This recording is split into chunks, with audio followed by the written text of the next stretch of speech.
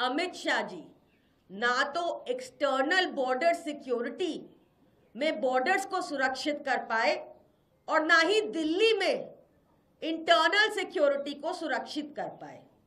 दिल्ली में भी कानून व्यवस्था, लॉ एंड ऑर्डर सीधे तौर पर अमित शाह जी के अंडर आता है और देश की बॉर्डर सिक्योरिटी भी अमित शाह जी के अंदर आती है।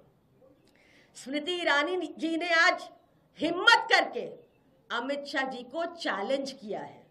उन्होंने कहा है कि ऐसे देशद्रोह में उनके ऊपर मुकदमा होना चाहिए जो बुरी तरह से बॉर्डर सिक्योर करने में फेल रहे हैं। अब हम देख रहे हैं कि चुनाव आते आते भाजपा वाले, क्योंकि उनको अपनी हार साफ दिख रही है, वो तिलमिलाए हुए हैं, उनकी बौखलाहट साफ नजर आ रही है, क्योंकि ना उनके पास दिल्ली के लिए कोई आगे का एजेंडा, ना दिल्ली के लिए कोई विजन, ना दिल्ली के लिए कोई चेहरा। तो वो जानबूझकर हमारे विधायकों पर अपनी पुरानी एसओपी के तहत एक और झूठा केस कर रहे हैं। हमने पहले भी आपको जानकारी दी कि वो तो आतिशी जी को भी अरेस्ट करने वाले हैं। ये भाजपा का घिसा पिटा पैटर्न है कि जब वो अपनी हार देखती है तो वो हर तरह की एजेंसी का दुरुपयोग करती है।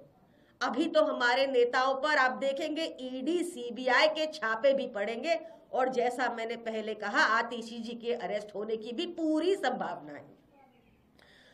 आज ये बहुत इंपॉर्टेंट मुद्दा है कि देश में हर जगह रोहिंग्या कैसे घुस आए, तो इस पर अमित शाह जी के ऊपर देशद्रोह का मुकदमा होना चाहिए।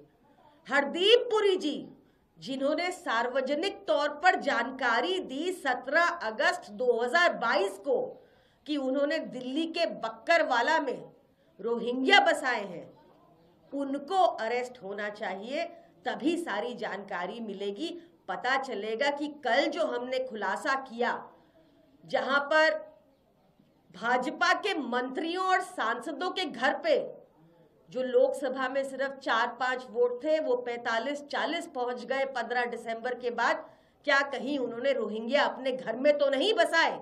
वोटों के लिए बहुत जरूरी है हरदीप पुरी जी को अरेस्ट किया जाए और अमित शाह जी की अकाउंटेबिलिटी तय की जाए। धन्यवाद। लेकिन वो सीधे तौर पे कह रहे हैं कि इसका सबूत है कि आपके जो विधायकों ने फर्जी दस्तावेज के आधार पर रोहिंग्या लोगों का आधार कार्ड बनाया। देखिए, पुलिस ने नोटिस इशू किया है। नहीं, नोटिस इशू करना बहुत अलग बात होती है। आपने हमेशा देखा होगा कि भाजपा जब भी तिलमिलाती है, जब भी बौखलाती है, तो हमेशा हमारे नेताओं के ऊपर झूठे केस बनाती है। ये बात देश के बच्चे बच्चे को पता है कि बॉर्डर सिक्योरिटी अमित शाह जी के अंदर है। दिल्ली के हर नागरिक को पता है कि हरदीप पुरी जी ने बक्करवाला में रोहिंग्या को बसाया है। इनको अरेस्ट कर लिया जाए तो सारा मामला खत्म हो जाएगा, पर इनको पॉलिटिसाइज करना है। ये जानबूझ के बसा रहे हैं क्या अपने वोट बढ़वाने के लिए? इस बात की जांच होना जरूरी है। सवाल ये भी उठ रहा है कि जांच के लिए जा क्यों नहीं रहे? क्या उन्हें गिरफ्तारी का डर है कि गए तो जांच के लिए गिरफ्तारी हो जाएगी?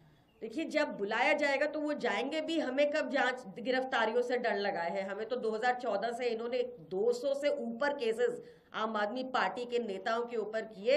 हमेशा कोर्ट में मुंह की खानी पड़ती है भाजपा को, झूठे केस बनाती है भाजपा, एजेंसीज का दुरुपयोग करती है। ये किसी से छुपा नहीं। सवाल ये है कि जब सीधे तौर पे प्रमाण है, जब हरदीप पुरी जी बता रहे हैं कि उन्होंने रोहिंग्या को बसाया, तो वो अब तक अरेस्ट क्यों नहीं हुए हैं?